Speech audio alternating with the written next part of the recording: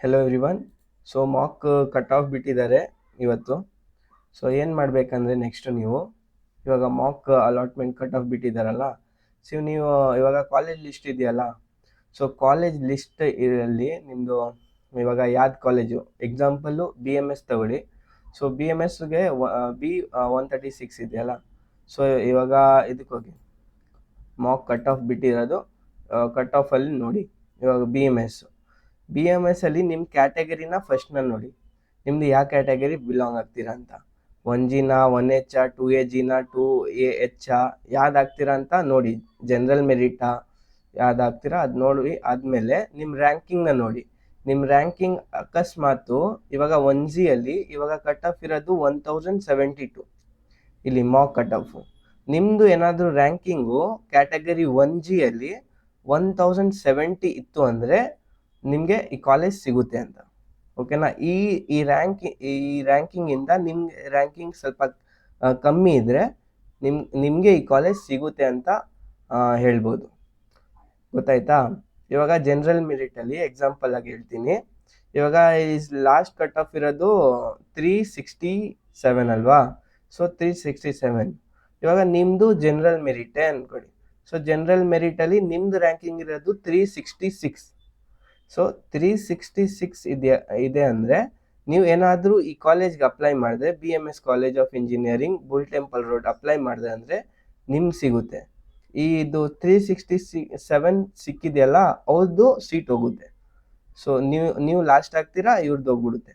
ಇದು ಹೆಂಗೆ ಗೊತ್ತಾಗುತ್ತೆ ಅಂದರೆ ಫಸ್ಟು ನಾವು ನೋಡಬೇಕು ಸೀಟ್ ಮ್ಯಾಟ್ರಿಕ್ಸು ಎಷ್ಟು ಸೀಟ್ ಇದೆ ಅಂತ. ಸೊ ಇವಾಗ ಸೀಟ್ ಮ್ಯಾಟ್ರಿಕ್ಸಲ್ಲಿ ನೋಡೋಣ BMSಗೆ ಎಷ್ಟು ಸೀಟ್ ಇದೆ ಅಂತ. ಸೊ BMSಸು ಬುಲ್ ಟೆಂಪಲ್ ರೋಡು ಜನರಲ್ ಮೆರಿಟ್ಗೆ 35 ಸೀಟ್ಸ್ ಇದೆ. ಸೊ 35 ಸೀಟ್ಸ್ ಅಂದರೆ ಈ 35th ಸ್ಟೂಡೆಂಟ್ ಇರ್ತಾರಲ್ಲ, ಸೊ 35th ಸ್ಟೂಡೆಂಟ್ದು ಕಟ್ ಆಫು ಇಲ್ಲಿ ಕಟ್ ಆಫ್ ಬಂದು 367. ಲಾಸ್ಟ್ ಸ್ಟೂಡೆಂಟ್ದು ಕಟ್ ಆಫ್ ಇರೋದು ಇದು. ಓಕೆನಾ. So last student cut off ಅಂದರೆ ನೀವು ಇದ್ರಿಗಿಂತ ಏನಾದರೂ ರ್ಯಾಂಕ್ ಕಡಿಮೆ ಇದ್ದರೆ ನೀವು ಆಗ್ಬೋದು, ಆವಾಗ ನಿಮಗೆ ಈ ಕಾಲೇಜ್ ಸಿಗುತ್ತೆ ಅಂತ. ಸೊ ಅದೇ ಥರ ಬೇರೆನೂ ಅಷ್ಟೇ. ಇವಾಗ ಬೇರೆ ಕಾಲೇಜ್ ಎಕ್ಸಾಂಪಲ್ ತಗೋಬೇಕಂದ್ರೆ ನೋಡಿ ಹೇಳ್ತೀನಿ. BMS ಆಯಿತು. ನಿತ್ಯ ಮೀನಾಕ್ಷಿ ಅಂತ ಇವಾಗ ಇದ್ರದ್ದು ಕೊಡಿರೋದು 231 ಅಲ್ವಾ, 231. ಸೊ 231 ಕಟ್ ಆಫಲ್ಲಿ ನೋಡೋಣ. 231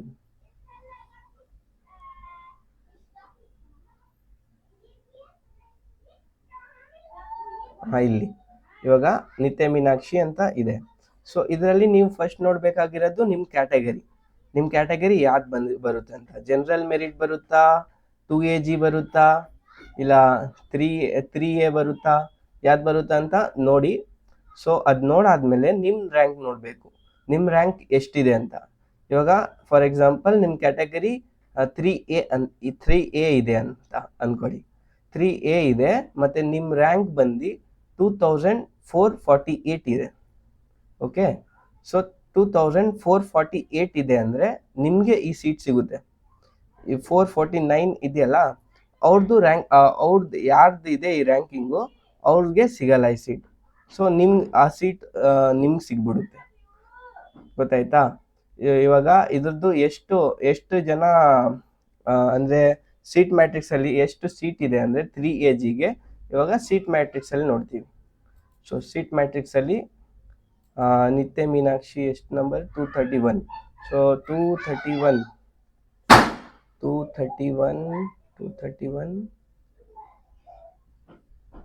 ಇಲ್ಲಿ. ಓಕೆ. 231ಅಲ್ಲಿ 3Aಗೆ 2 ಸೀಟ್ ಇರೋದು. ಸೊ 2 ಸೀಟ್ ಇರೋದ್ರಿಂದ ಇವಾಗ ಲಾಸ್ಟ್ ಸ್ಟೂಡೆಂಟು ಫಸ್ಟ್ ಅಲ್ಲ ಸೆಕೆಂಡ್ ಸ್ಟೂಡೆಂಟ್ದು ರ್ಯಾಂಕು ಎಷ್ಟಿದೆ 3Aಗೆ 2449 ಇದೆ. ಸೊ 2448, 447, 46, 45 ಏನಾದರೂ ನಿಮ್ದು ಇತ್ತು ಅಂದರೆ ನಿಮಗೆ ಈ ಕಾಲೇಜ್ ಸಿಗುತ್ತೆ ಅಂತ.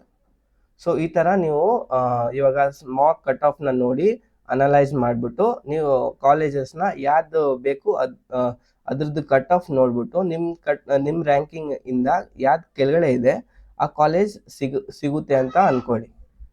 ಗೊತ್ತಾಯ್ತಾ. ಸೊ ಲಾಸ್ಟ್ ಇಯರು ಏನಿತ್ತು ಅಂದರೆ ಅವರು ಲಾಸ್ಟ್ ಇಯರ್ ನೋಡಿ 2023 ಫಸ್ಟು ಮಾಕ್ ಕಟ್ ಆಫ್ ಬಿಟ್ಟಿದ್ರು. ಅದಾದಮೇಲೆ ರಿಸಲ್ಟ್ ಬಿಟ್ಟಿದ್ದು ಮಾಕ್ದು, ಓಕೆನಾ.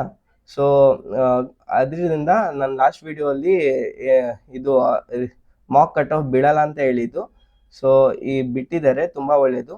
ಈ ವರ್ಷ ನೋಡಿ ಫಸ್ಟು ರಿಸಲ್ಟೇ ಬಿಟ್ಬಿಟ್ಟಿದ್ದಾರೆ, ಮಾಕ್ ರಿಸಲ್ಟ್ ಬಿಟ್ಬಿಟ್ಟಿದ್ದಾರೆ, ಅದಾದಮೇಲೆ ಮಾಕ್ ಕಟ್ ಆಫ್ ಬಿಟ್ಟಿರೋದು.